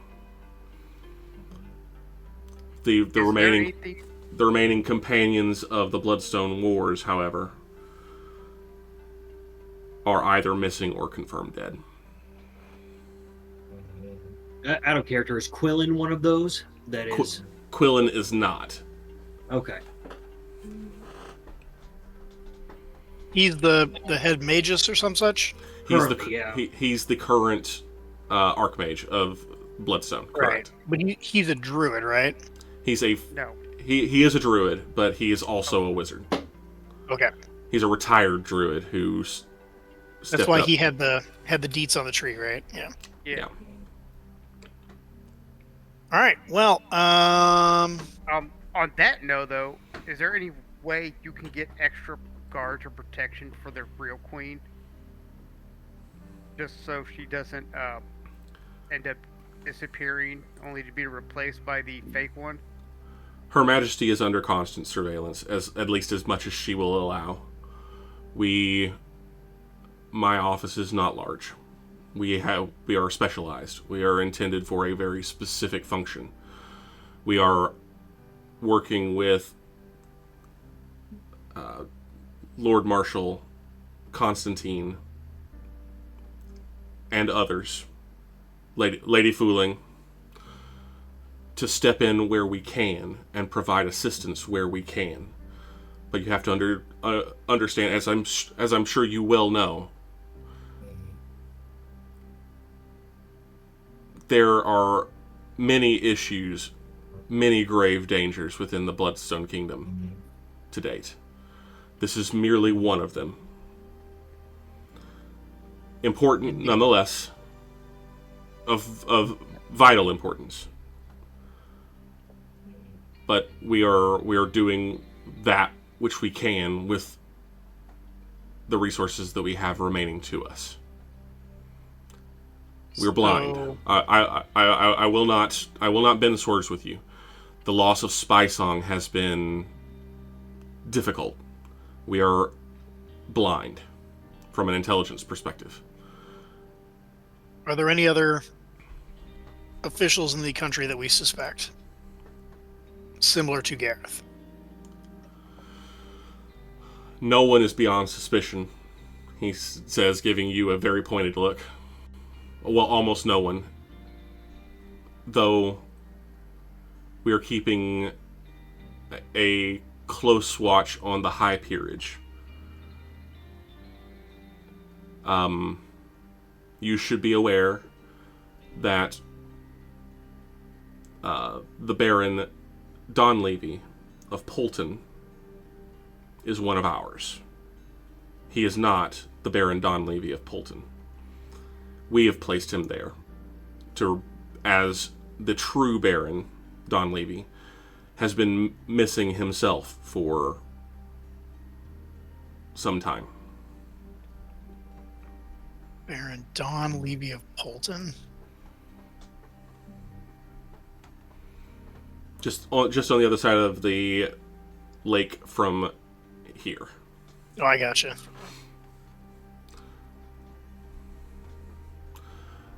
I was trying to think if I remembered anything about that guy, other than just that he existed. Oswin would remember a few things. I bet she would.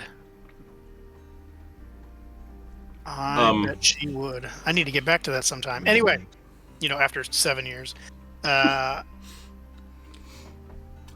There is currently a military regent in control of Saravia, as Baron Olwen is among the missing and presumed dead. So, the remaining high peerage of Bloodstone, including the barons from Vasa, are being kept under very close watch. Gotcha. What about... Who was the woman that was with Miranda? Baroness Sylvia. Sylvia. I just found the index card. Yeah. What about Baroness Sylvia? I'll ask. We have no reason to believe that she has been replaced. In fact, her attendance at your celebration this evening allowed my office an opportunity to observe her. We believe, at least for the time being, whatever her motives, whatever her allegiances, she is at least herself. I understand that you have assets very close to her as well. Is that correct? I wouldn't call them assets. We have people that we know who seem to have entered into her orbit. People who had left our company to pursue personal endeavors. There's something about the Baroness that... I don't know. Something wrong about her. She was a very close ally with your predecessor, the Baron, the late Baron Ree. Indeed. Well, she has never been an ally of the throne, at least the current incarnation. Neither has she made any overt moves that we would consider, that would make us consider her an enemy. I plan on meeting with Miranda, at least. I'll tell this to Eldrick. Maybe I can get a little more information about Baroness Sylvia and what's making me suspicious. My instincts are usually right about these things. Absolutely. Just don't be punching any nobles, please. No promises. Old ladies tend to crumble. Unlike fat diplomats. I've upgraded to daggers and swords. In that regard. maybe not on the nobility, my friend. I mean, what's one more gone at this point? Well, if it's one of ours, that's a problem. And to that point, this pretender on the throne, I know that you can't move overtly against him, but there may be ways to remove him that you could avoid suspicion. An assassin from another country. No, the problem is if he is killed, there's no guarantee that the life of the true Gareth is not forfeit. Do we have any leads on where the king may actually be? Anything that we may have had died with Celadon. It is difficult to bear that certainty. Do we have his body? Celadon's? Yeah. We do. He looks over at his two spellcasters, Macaria and Alanir. Either of you got a solution for that problem? We have made attempts of what I am certain you are referring to, and they have come up frustratingly empty. It is unfortunate. I don't So- want to. Sorry. I don't want to be, the person in the room that has to say this, but Yes, you I do. do. Yes, I do you actually do. want to be. You yeah, really do. I do. I'm not from this kingdom, and I understand your loyalty to Gareth, the true Gareth. But if an invasion is coming, as you predict, then a pretender on the throne is not a good thing. If you can replace him, even if Gareth's life is forfeit, at least his kingdom would survive, his people.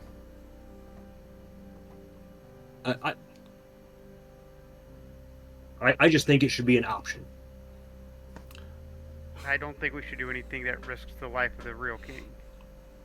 Let's go Even ahead and if it put that means as the death of option hundreds H. of thousands.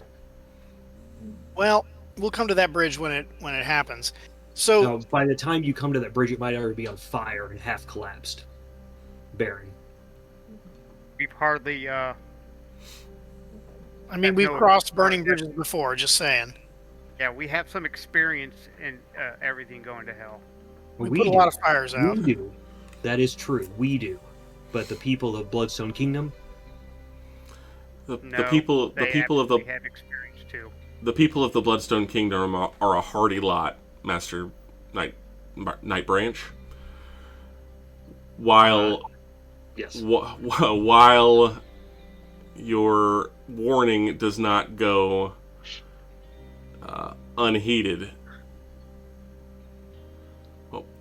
well, we will leave it at that. Your warning has not gone unheeded, and there are those within our government that think as you do. Be assured, we are exercising all avenues that are available to us. We will make no decisions. So hold on. Wait a second. Let's back up for a second. Eldrick looks like he's been mulling over something for about 15 minutes of this conversation, and he just it's popped into his head. He's like a little kid who just can't wait to say it. Basra Fueling said my orders to leave the country came from the king himself. Is that correct? Killian's shoulders slump again a bit. He says, "That is correct. It has come as an order from His Majesty that you will travel to Mulmaster and as the king's representative." His Majesty, not Gareth. Correct. That's a problem. It was suggested to His Majesty that this would be the correct course of action, given that the request for you came from a high-ranking personage within the Impilturian government. Relations between the throne of Bloodstone and the Lords of Empress II have been strained of late. His Majesty doing very little to preserve that relationship. I imagine so. It was suggested by advisors to His Majesty that you would be an ideal candidate for representation, given that the request for you came by name from Lord Halenbrar himself. Good relations with the Imperilatorians, have I? Well, that is good and bad. makes the decision even harder. Well, if the king had thought of it himself, it would imply that there was a reason to get me out of the kingdom. If it is coming from way of suggestion of Impilter, then it's just another thing that that came across his plate that he stamped. It is good to see that my friends in Impilter are still in good graces, or that I'm still in their good graces. It may soon mean a great deal more than you know. No pressure. That's true. If an ally wouldn't go amiss. We mean an ally that I could potentially call to war to help save our country from whatever these riders seem to be trying to bring. Just to have all the cards on the table. I assume that's what we're talking about. Hmm.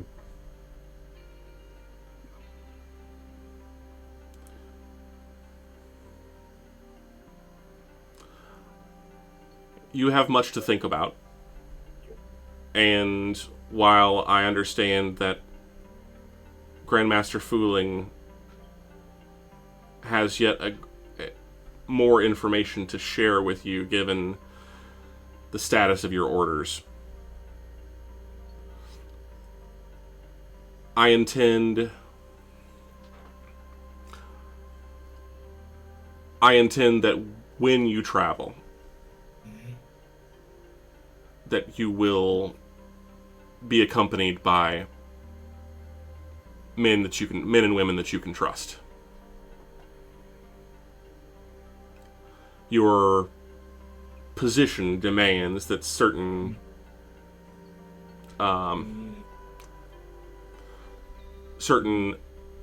concessions are made, or certain I can't think of the word that I'm looking for. Sorry. A baron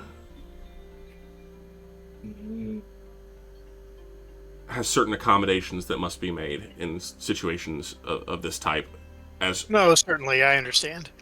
unexpected and unprecedented as they are. When you travel west, it will be with a squad of wardens. Certainly, that would be appreciated. I think the bigger question is, are you going to be here if I get back? Or when I get back? And what can we do now while we're here to ensure that? You focus on keeping us out of war with Impilter. I will focus on making sure that there is a Bloodstone for you to return to when you've completed that goal. All right.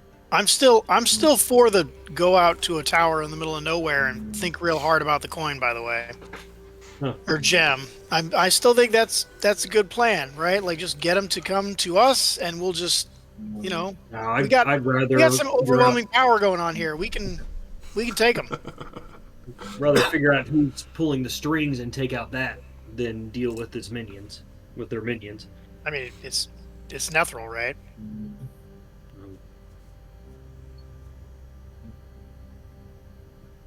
You got me. He's creepifying. They're creepifying. Who would you propose the Baron leaves to manage his estates then, if he's to go? I have a steward. If Master Knapp is capable, if you require it, there are candidates from within my own hierarchy that can be provided as assistance. I will speak with my mother. She is savvier than some would expect in these matters. However, an assistant to keep an eye on him would probably go well for me. Would probably be a good idea. It is understood within the Bloodstone military hierarchy that the House of Oaks is to be afforded all of the attention and resources that it could require. Your mother, your home, will be taken care of in your absence. This is an understanding presented by you, or an understanding that predates this conversation? You'll be surprised at the number of people that you have affected and whose lips you have been on the name, whose lips your name have been on of late. Your contributions, your exploits these past months have not gone unnoticed. Later on in the credits of this whole game, we're going to find out that I saved like some super important people's like grandnieces or something. Well, you also did reverse a permanent winter most recently. Yes, that did Right, happen. but does everybody actually believe that I did that, or do they just think that I said I did that? Well, what happens, what is talked about amongst the common man in the square in Heliopolis versus the conversations that go on behind closed doors with the true movers and shakers within the Bloodstone Kingdom, including the man that you're sitting in a room with right now, are two different story. things. No, that's a true story. Well then, that is certainly back to the conversation when he says that all the stuff about protecting my family. Certainly, that would be appreciated. So, I guess west it is then. Once the Grandmaster has had an opportunity to make the necessary arrangements and to coordinate your accommodations with my office, we will see you safely delivered to Mulemaster before the full moon. One last question. Were you, or do you know who was there when the cutting was taken to Oakhart? I understand that there are a number of individuals. That was before my time. The Archmage, certainly. His Majesty. Her Majesty the Queen. Oh, really? Others, not to exclude your father, Well, Lord Titus. that doesn't surprise me.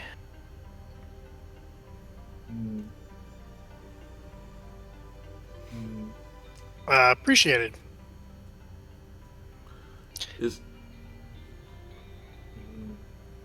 May I ask if you are given your orders will carry you to the Moonsea and potentially into what may already be devolving into a war zone, what are your intentions with the artifacts that you carry? Will you keep them yourself, or will you entrust them to the care of someone here? One of the artifacts that we encountered was taken from the most highly secure vault in all of Impilter. I do not doubt the resolve of anyone that I might hand them to, but I, in good conscience and in faith in Ilmelter, cannot hand them over.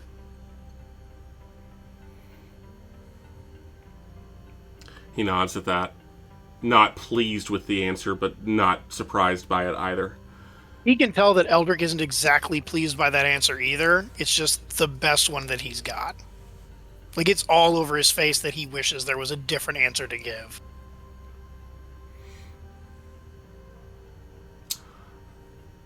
Then I suppose there is no...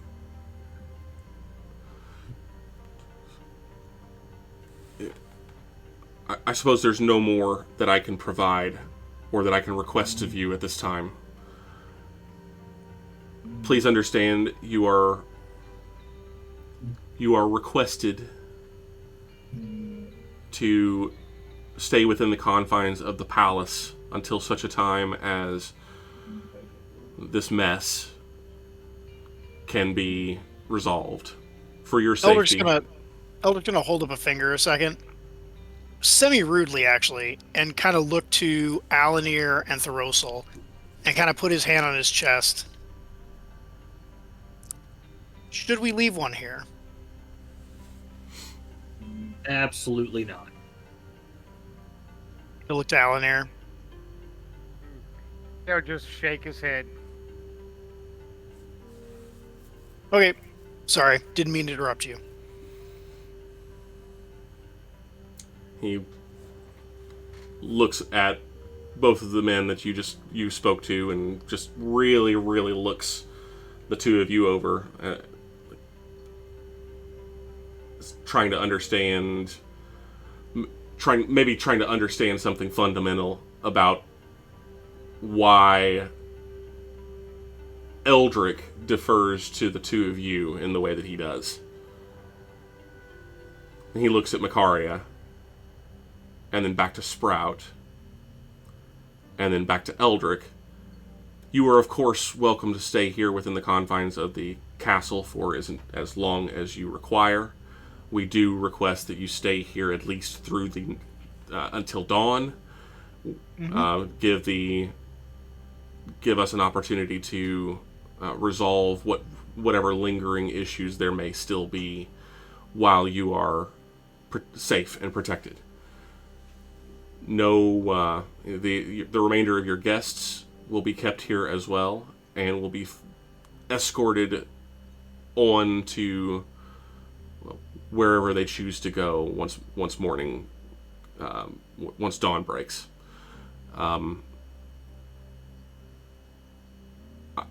If you have any messages or any missives that you would request be taken to anyone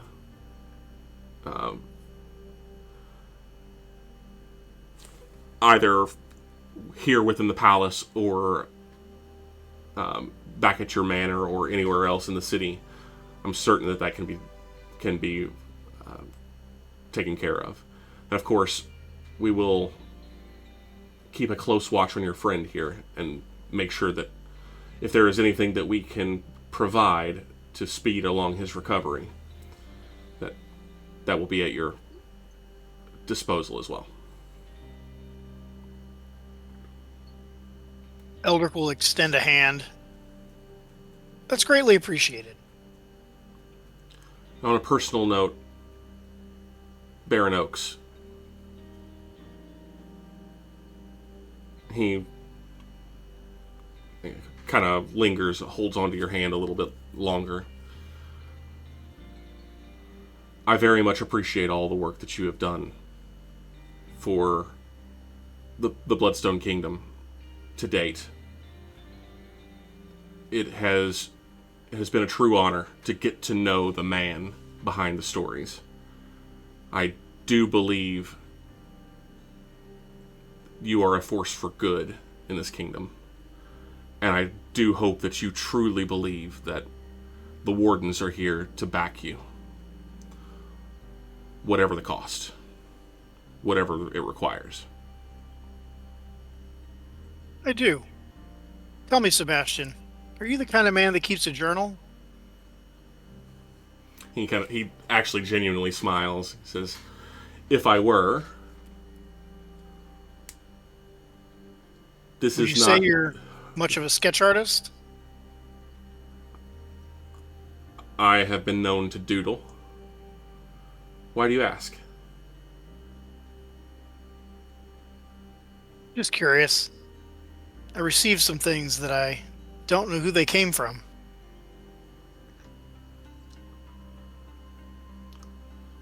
I like to keep an eye out for people they might have been from. He kind of tilts his head, realizing he's probably not getting any more than that, and totally expecting that to be the case. He gives you a nod, releases your hand, says, "It has been an honor and a privilege, all of you." And he comes and puts a hand on Sprout's shoulder. Says, "And thank you."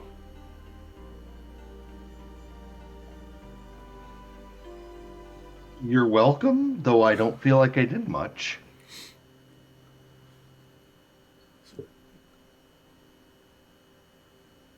You did. You did a good job, Sprout. He kind of pats you on the shoulder.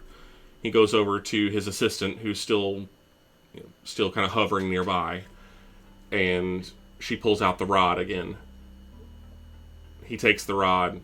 There's another pulse, and you are all back within the chamber that you recently left. Your mother is still asleep on the sofa. Mykaria is standing in a corner, looking, well, placid as ever. Curious. She kind of gives Mykaria a curious look. And